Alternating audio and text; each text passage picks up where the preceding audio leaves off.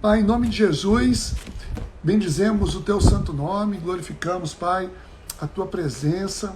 Obrigado, Pai, porque o teu amor nos une, nos reúne das diversas formas, e nós estamos aqui nesse instante agora para contigo, com o teu Espírito Santo, mergulhar na tua palavra com mais entendimento, com mais sabedoria.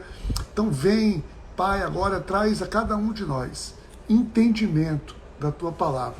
É isso que nós te pedimos, Senhor Deus, porque cremos que essa é a tua vontade, o nosso entendimento completo de todas as coisas, em nome de Jesus. Amém. Amém. Gente, olha aí, o Wellington chegou na área, tá quase levando falta, hein, Wellington? Olha, gente, hoje temos mais uma grande história das Escrituras, e a gente estava aí, né? Vimos as histórias, muitas histórias de Abraão, vimos as histórias de Jacó, né? De Isaac, estávamos vendo tudo isso, e agora nós vamos entrar em uma outra geração, né? Vamos ver agora dos filhos de Israel. Hoje vamos ver uma história a qual, assim, não é só uma história, tem muitas histórias aqui. Nós vamos ter alguns episódios da história que envolve José. Eu sou apaixonado pela história de José.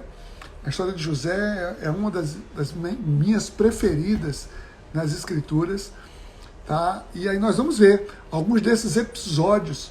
Hoje, especificamente, hoje nós vamos ver o capítulo 37 de Gênesis. Eu quero te convidar a abrir a tua Bíblia aí no livro de Gênesis, no capítulo 37. Olha, abre a tua Bíblia, pega a tua Bíblia aí, que hoje a gente vai ver aqui, né,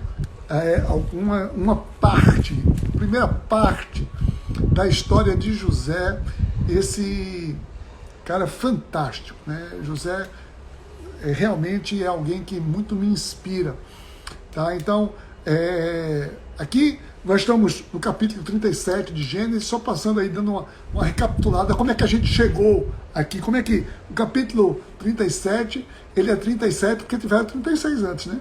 Então, aonde é que a gente chegou até aqui?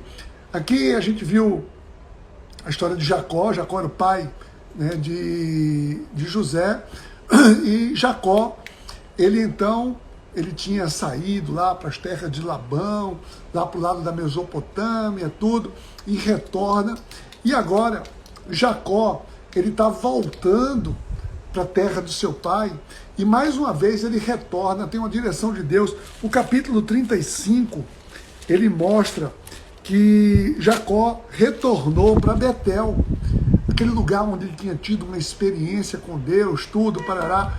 Então, ele voltou ali, tá? E antes disso, tem um capítulo aí que a gente não vai ver aqui com detalhes não, mas só trazendo aqui uma curiosidade, para ninguém passar direto aqui por isso, mas olha, o capítulo 34, eu recomendo você depois ler, né, o capítulo 34, tem uma história muito interessante também aqui, que é a história da única filha de Jacó. Jacó teve 12 filhos, mas teve uma filha também com Lia. Ele teve uma filha, e essa filha, né, chamada Diná. E aconteceu que Jacó estava ali com seus filhos, ele estava vagando, procurando um lugar para se estabelecer, e Jacó, ele para perto da terra de Siquém, né, na terra de Siquém, ali, e aonde tinha um príncipe, e o príncipe, o nome dele era Siquém, filho de Amor, né? Aqui está isso no capítulo 34. E Diná era uma jovem, era uma adolescente ali.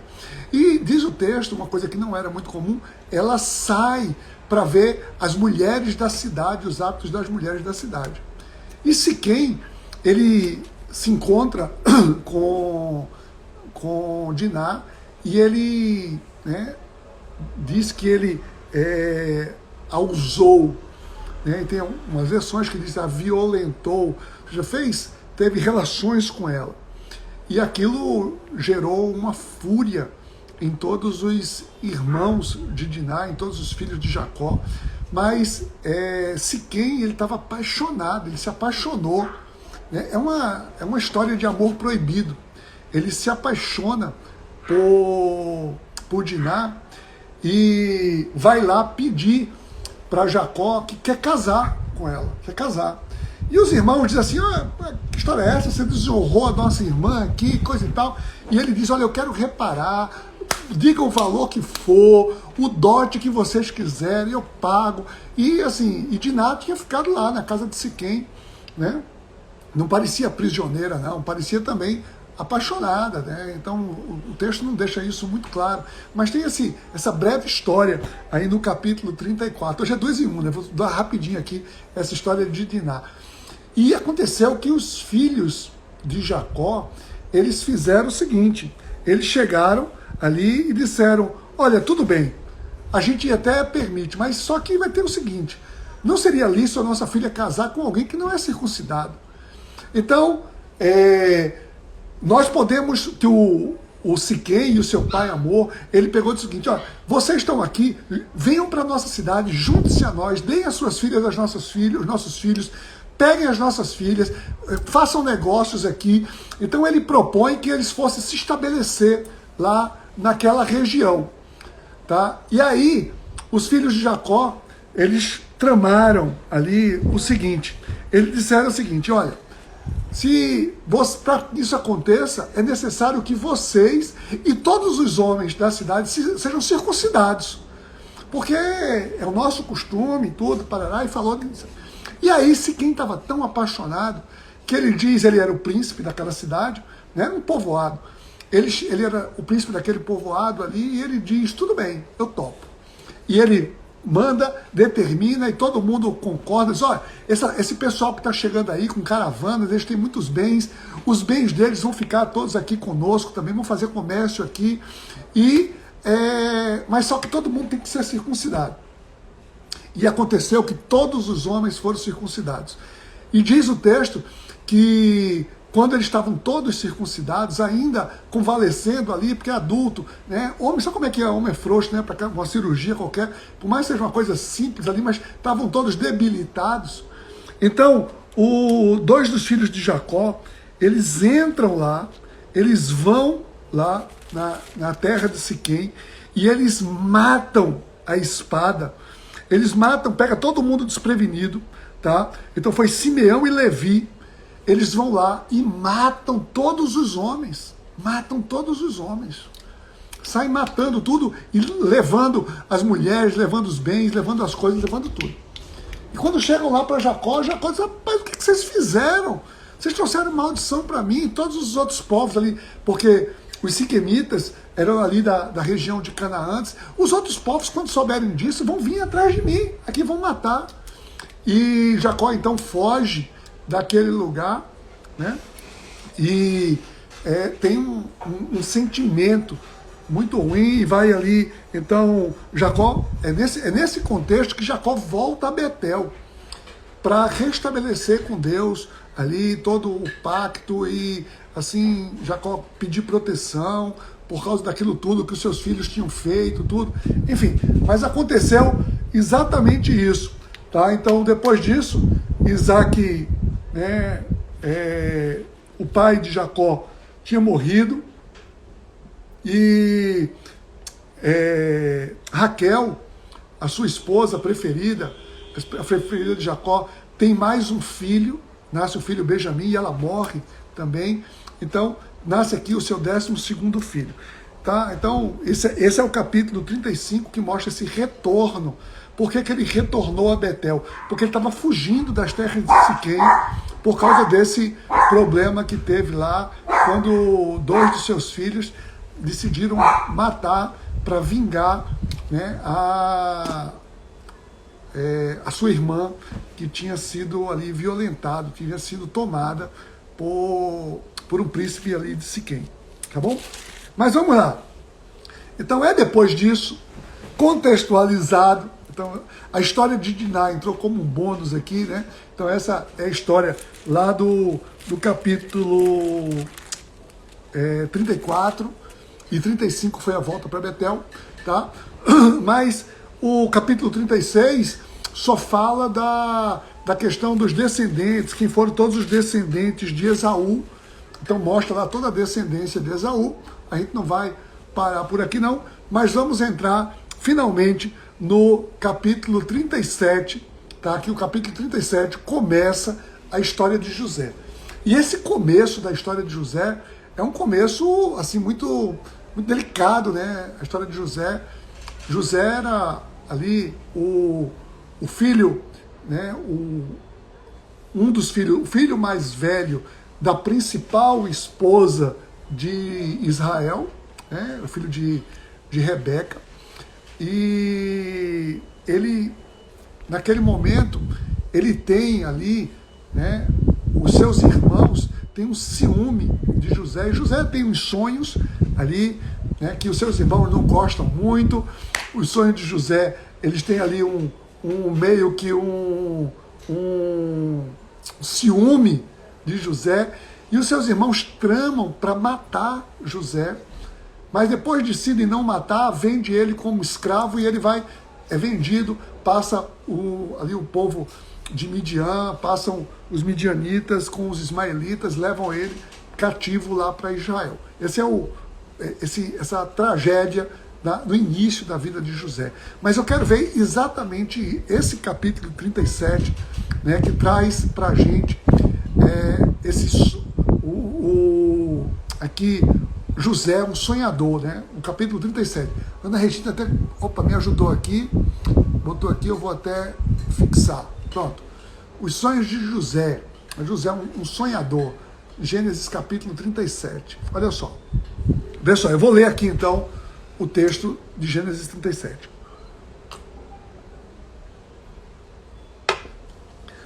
Jacó habitou na terra de Canaã, onde seu pai tinha vivido como estrangeiro. Essa é a história da família de Jacó. Quando José tinha 17 anos, pastoreava os rebanhos com os seus irmãos, ajudava os filhos de Bila e os filhos de Zilpa, mulheres de seu pai, e contava ao pai a má fama deles. Vê, aqui já, né? Então, aqui diz já no começo que José, com 17 anos, o texto está dizendo o seguinte: ele pastoreava os rebanhos. Ele pastoreava os rebanhos do seu pai.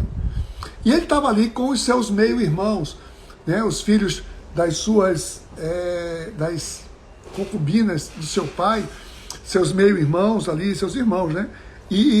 Mas parecia que a turma não era ali muito bem, não.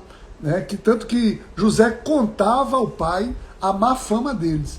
E alguém pode dizer, pô, mas José também, pô, José era caboeta, que José ficava entregando os seus irmãos, né? Não, a questão é a seguinte: José exercia um papel de mordomo. Ele cuidava dos rebanhos do seu pai. Então ele trazia o reporte para o seu pai, né? Ali contava a má fama deles. Ou seja, a má fama devia ser... Aqui não diz qual era a má fama, o que eles faziam, não, mas devia ser ali um mais preguiçoso, um fazia ou não fazia o que tinha que fazer. Enfim, José, ele reportava ao seu pai. Agora, vamos aqui ao verso 3. Olha só. O verso 3 tem uma coisa muito interessante. Ora, Israel, Jacó, lembra que Jacó tinha mudado o nome para Israel? Então, chama, né? Israel gostava mais de José do que qualquer outro filho, porque ele havia nascido em sua velhice. Por isso, mandou fazer para ele uma túnica longa. Quando os seus irmãos viram que o pai gostava mais dele do que qualquer outro filho, odiaram-no e não conseguiam falar com ele amigavelmente. Gente, isso aqui é muito triste, né? Então, a gente tem aqui algumas coisas tristes, que é assim, a gente já tinha visto isso. Israel, aqui ele segue o mesmo erro do seu pai. Você lembra que o pai, né, seu pai Isaac, ele preferia o seu filho Esaú, a sua mãe preferia a ele, ou seja, essa preferência, predileção por filho, ela não tinha dado muito bem na história antes, não, e a gente sabe que isso nunca é uma coisa recomendável, né? Aquela predileção acabou causando uma divisão entre os irmãos.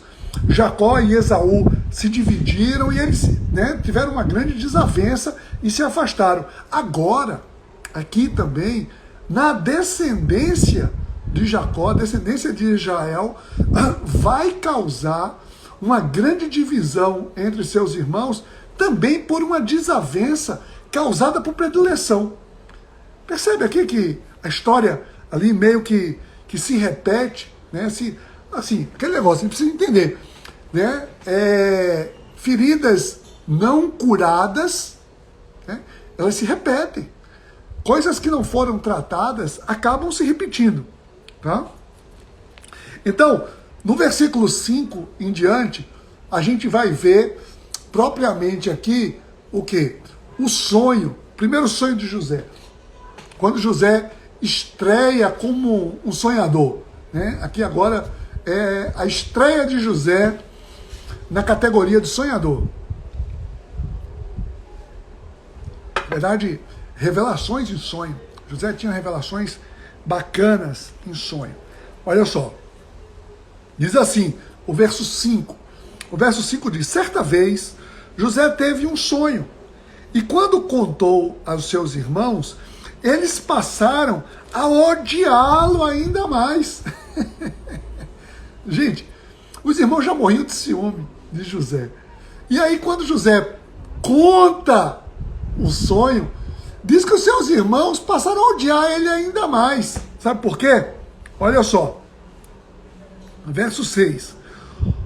José falou, ouçam o sonho que tive, disse-lhes.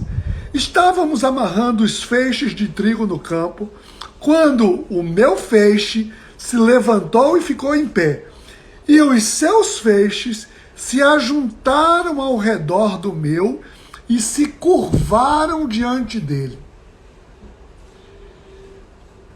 Seus irmãos lhe disseram, então você vai reinar sobre nós?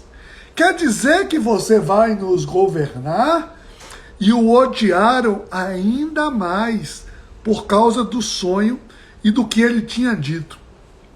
Gente, eu queria compartilhar com vocês aqui uma coisa. Eu não sei se José tinha 17 anos, eu não sei se ele era, né, aqui, ele era inocente ou prepotente, né?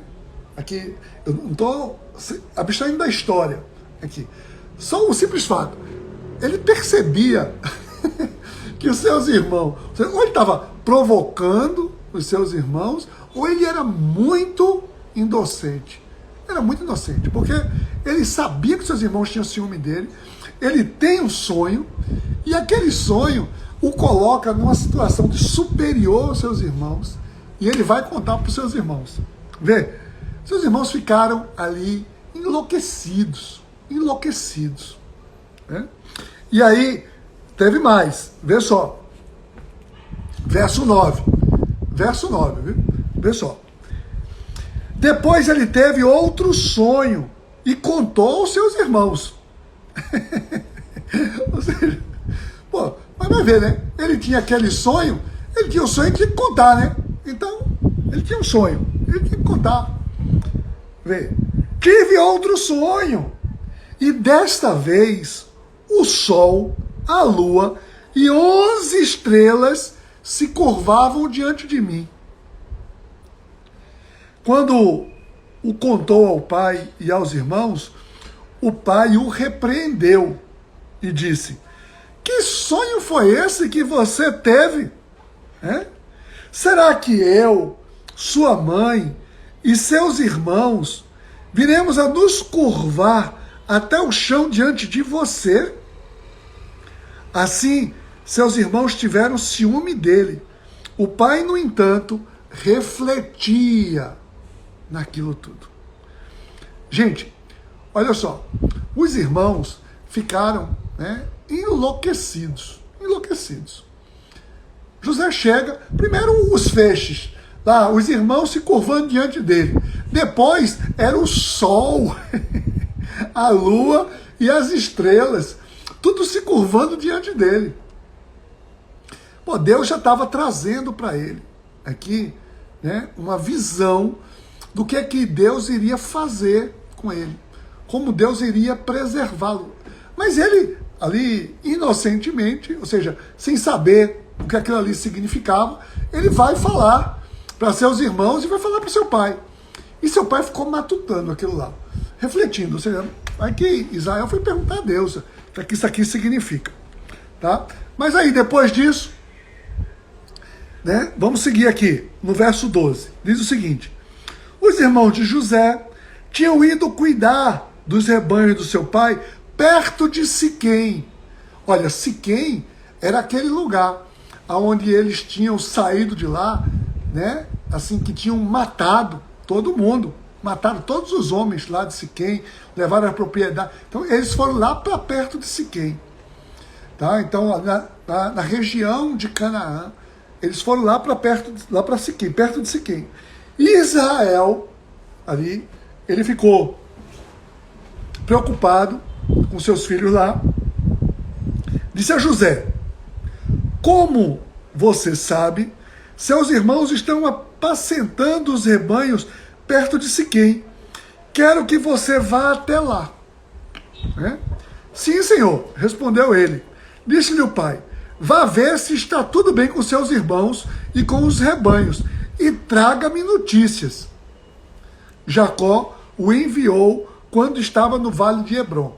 Jacó estava em Hebrom, né? Distava aqui, né, alguns quilômetros aqui. Isso aqui devia ser, né, nos atlas geográfico bíblico. Isso aqui, eles, né, mostram que isso tem aproximadamente aí 80, 100 quilômetros de distância. Ou seja, o José vai até lá para ver se está tudo bem. Muito provavelmente eles estão demorando lá para o lado de Siquém, estavam demorando lá naquela região, e eles fazem o seguinte: olha, vai lá para ver eles, vai lá ver o que está acontecendo com eles. E ele foi lá então. Aí diz o seguinte: mas José se perdeu quando se aproximava de Siquém. Versículo 15. Um homem o encontrou vagueando pelos campos e lhe perguntou: que é que você está procurando? Ele respondeu: procuro meus irmãos. Pode me dizer onde eles estão apacentando os rebanhos? Respondeu o homem: eles partiram daqui. Eu ouvi dizer: vamos para Dotã. Então eles partiram. Eles tinham partido lá, não estavam na região de Siquém, tinham ido para a região de Dotã. Olha, essa partida aqui, né, essa mudança de posição aonde eles estavam, isso significou muito, porque agora eles estavam lá, estavam nessa região de Siquém, agora foram para Dotã. Dotã ficava mais ou menos uns 30 e poucos quilômetros dali, e era justamente a rota de comércio que ia, né, em Dotã, partia para o Egito. Né? É ali a rota onde ia vir lá de Midian, da região de Midian, para o Egito. Então, eles tinham se desviado para um lugar. Tá? Então, José foi lá. Olha só. Diz ainda, aqui no verso 17. Assim José foi em busca dos seus irmãos e os encontrou perto de Dotã. Mas eles o viram de longe e antes que chegasse, planejaram matá-los. Gente, dá para imaginar aqui a raiva, né, que os seus irmãos estavam dele.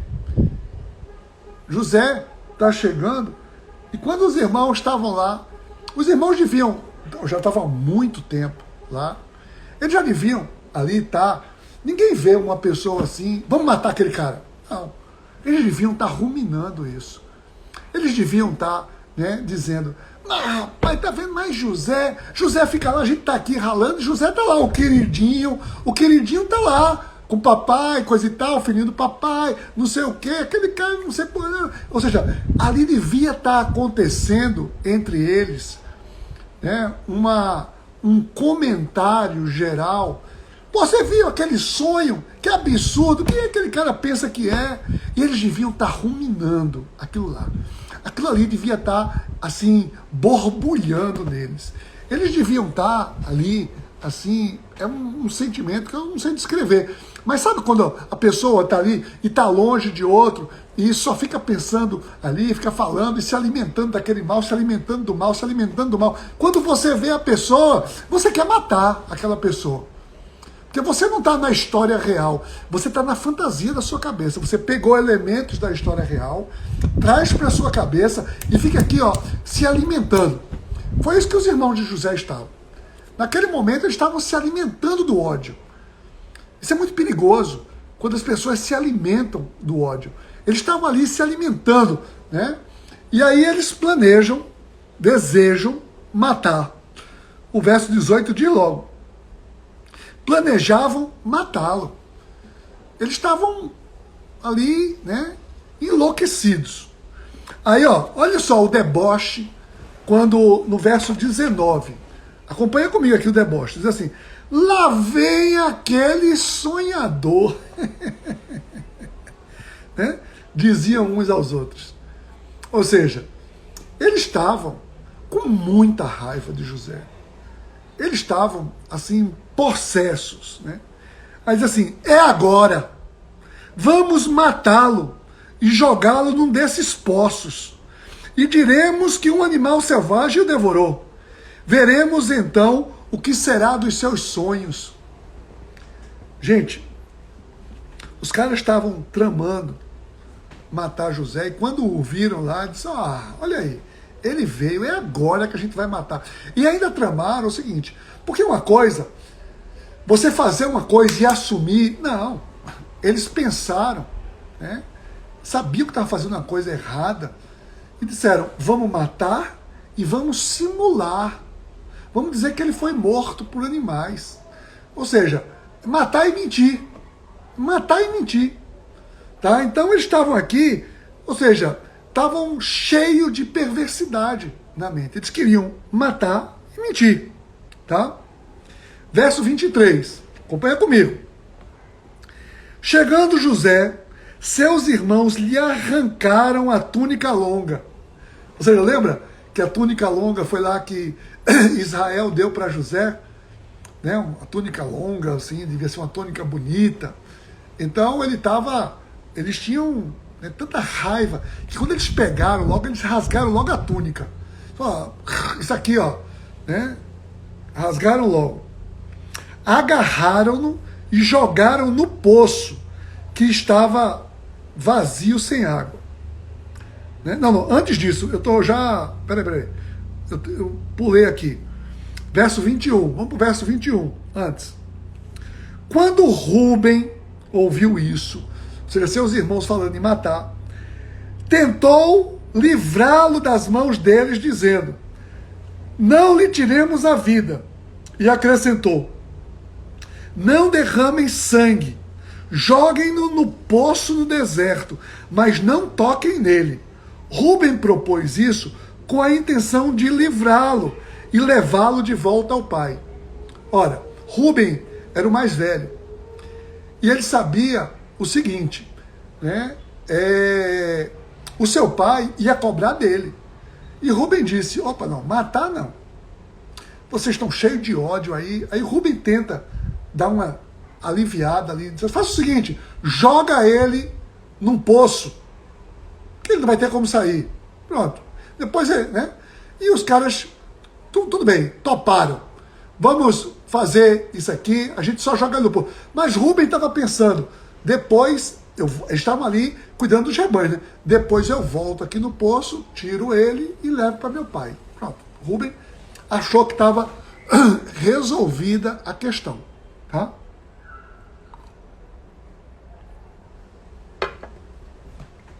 Rúben assume a liderança ali de filho mais velho. Ele assume a liderança de filho mais velho e a turma topou. Tá? Aí verso 23. Chegando José, seus irmãos lhe arrancaram a túnica longa, agarraram-no e jogaram no poço que estava vazio sem água. Continuação, verso 25. Ao sentarem para comer, viram ao longe uma caravana de ismaelitas que vinha de Gileade. Seus camelos estavam carregados de especiarias, bálsamo e mirra que eles levavam para o Egito. Lembra aquela mudança ali de rumo, quando eles estavam antes lá perto de Siquém e foram para Dotã. Dotã é exatamente na rota de que os comerciantes passam para o Egito. E aí eles viram os comerciantes vindo, né, os comerciantes lá, os ismaelitas. Ismaelitas são a descendência de Ismael. Lembra de Ismael, o primeiro filho de Abraão, lá com a serva egípcia Agar. Então os ismaelitas, que é aquela descendência lá de Ismael, estava passando. Judá então disse aos seus irmãos: que ganharemos se matarmos o nosso irmão e escondermos o seu sangue? Vamos vendê-lo aos ismaelitas. Não toquemos nele, afinal é nosso irmão, é o nosso próprio sangue. Seus irmãos concordaram. Só que vender ele como um escravo era o mesmo que matar, porque ali, vendido como escravo para o Egito, não voltava mais nunca. Lembra? É a mesma coisa que os escravos que foram arrancados lá da África, trazido para o Brasil, e chega aqui, não tem como voltar, não tinha como voltar mais. Eles iam para o Egito, não tinha como sair de lá, tá? Verso 28.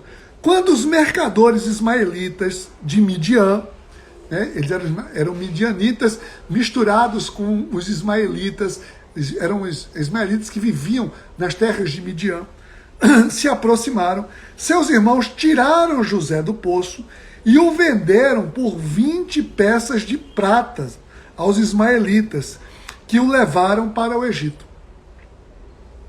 Gente, aqui, como eu disse, é um caminho cruel, sem volta. Vendeu como escravo é algo cruel. E eles venderam o seu irmão por algumas moedas de prata. Quando Rúben voltou ao poço e viu que José não estava lá, rasgou as suas vestes. Olha, rasgou as suas vestes é uma angústia, um desespero. Ele rasga as suas vestes quando ele viu. Porque quando ele disse, pô, ele não está mais aqui. Então o que aconteceu? Ele morreu. O que eu vou dizer para o meu pai? Rúben se desesperou. Verso 30. Voltando aos seus irmãos, disse: o jovem não está lá. Para onde irei agora? Ou seja, ele estava preocupado com ele. Né? O que vai ser de mim? Meu pai vai cobrar de mim. Né? O que vai ser de mim agora? Então, verso 31, eles mataram um bode, mergulharam no sangue a túnica de José e mandaram ao pai com esse recado: achamos isto, veja se é a túnica do seu filho. Gente, vê que crueldade com o próprio pai. Um plano para enganar o seu próprio pai. Né? Assim, veja se essa é a túnica. Eles sabiam que era. Vê que coisa dissimulada. Pecado em cima de pecado. Né? Uma coisa atrás da outra. A maldade faz isso. Maldade gera maldade. Aí vem o desespero. Verso 33. Ele a reconhece e disse: é a túnica de meu filho. Um animal selvagem o devorou. José foi despedaçado. Então Jacó rasgou as suas vestes, vestiu-se de pano de saco e chorou muitos dias por seu filho.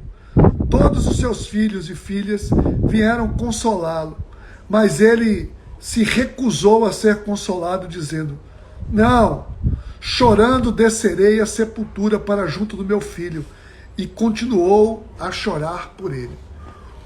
o desespero de Jacó. Verso 36, nesse meio tempo no Egito, os midianitas venderam José a Potifar, oficial de Faraó e capitão da guarda.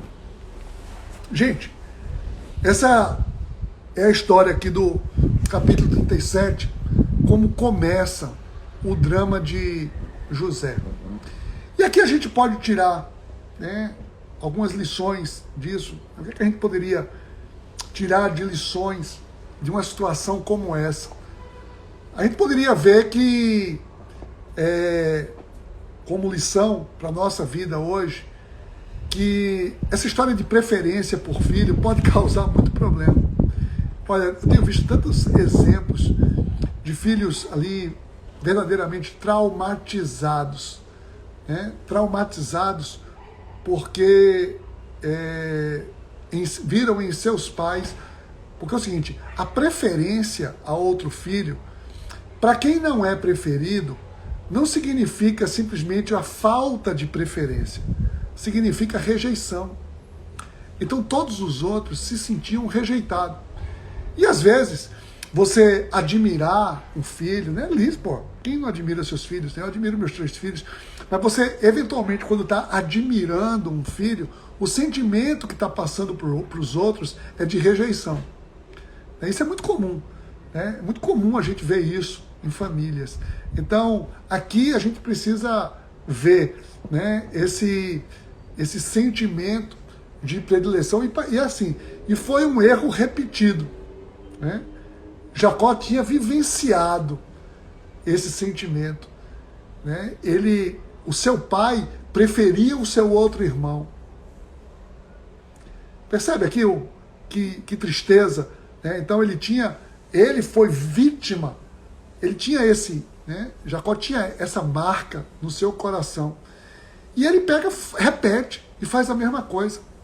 Ou seja, ele tinha sido vítima daquilo ali. E ele repete a situação, preferindo um outro filho, enfim, e causou toda esse desastre. Uma outra lição que a gente vê aqui, uma lição que é muito comum, né? A gente bem sabe disso, né? É a questão do ódio. O ódio, a mágoa no coração, só leva ao pecado. Quando existe uma mágoa, a mágoa precisa ser tratada. Os irmãos aqui de José, eles andaram, saíram e estavam cheios de mágoa. Eles estavam tramando ali, estavam destilando ódio o tempo todo. Então, quando o ódio está no coração, né, a boca fala do que o coração está cheio e a atitude vem depois daquilo que você professa, do que você fala. Então, eles queriam o pecado, foram fazer o pecado. Né? Então, eles não conseguiram matar, mas para eles foi como se tivesse se livrado, mesmo que matado. Imagina, você é entregue como escravo, você é vendido como escravo. E aqui tem uma coisa muito interessante, que alguns teólogos, né, quando fazem sempre o paralelo nas histórias do Antigo Testamento com o Novo Testamento, a gente vê o seguinte, a gente tem falado sobre isso, né, que o Antigo Testamento é sempre uma ação profética de tudo aquilo que viria para a nossa vida. É algo profético para a minha vida, para a sua vida, para a vida de cada um de nós. E aqui a gente vê um ato profético, uma posição profética, aquilo que nós chamamos de o tipo Cristo. José, ele exerceu um papel aqui, tipo Cristo, um tipo Cristo. A história de José, a gente vai ver ainda mais outros episódios depois, mas a gente sabe que José foi responsável por salvar todo o seu povo que iria morrer de fome. Então, os teólogos identificam José como um tipo Cristo pelo seguinte, né, você pega uma semelhança. A gente viu aqui, José, ele foi entregue como escravo, né, por algumas moedas de prata. Lembra que foi traído pelos seus irmãos por moedas de prata. E a gente lembra, Jesus foi traído ali por Judas também por algumas moedas de prata. E naquele momento ali, né,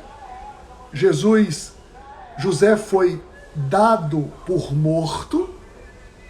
José foi dado por morto. Todos tinham José como morto, mas depois ele surge vivo e resgata todo o seu povo. Não parece com a história de Jesus? Jesus foi dado por morto, ele ressurge, ele ressuscita e resgata todo o seu povo. Tá? Então, aqui traz isso é apenas uma leitura, tá certo? Isso aqui não é, o texto não está dizendo isso. Isso é uma inferência, né? uma maneira de a gente teologicamente ver as histórias do passado como profecias que se cumprem mais adiante. Tá? Então, a gente pode tirar aqui da história de José o que se chama de um tipo Cristo. É um tipo Cristo. Ele foi vendido, entregue por moedas de prata, dado como morto, ressurge e resgata.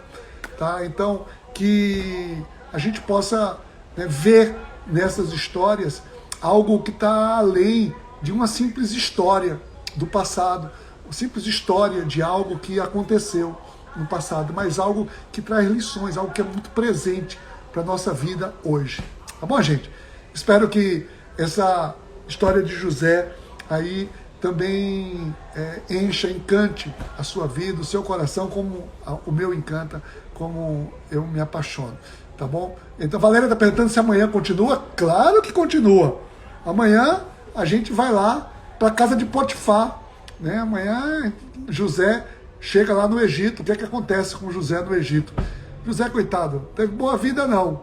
Viu? Então a gente tem em José aí muita coisa para a gente aprender. Mas eu quero orar. Vamos orar, né, para que essa lição traga a cada um de nós aí um entendimento da vontade de Deus para as nossas vidas.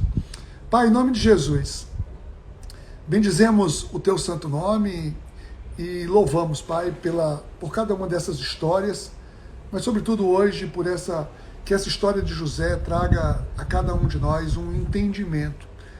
Entendimento, Senhor Deus, de que muitos erros que são cometidos no passado precisam ser aprendidos por nós e não repetidos. Traz, Espírito Santo de Deus, sobretudo, a lição de que não devemos nutrir em nosso coração mágoa, rancor, ódio, que isso deságua necessariamente no pecado. Coloca em nós, Senhor Deus, o entender que Tu és o Senhor que está no controle e pode transformar todas as situações. Vem e ministra ao coração de cada um de nós, para a glória do Teu nome, em nome de Jesus. Amém.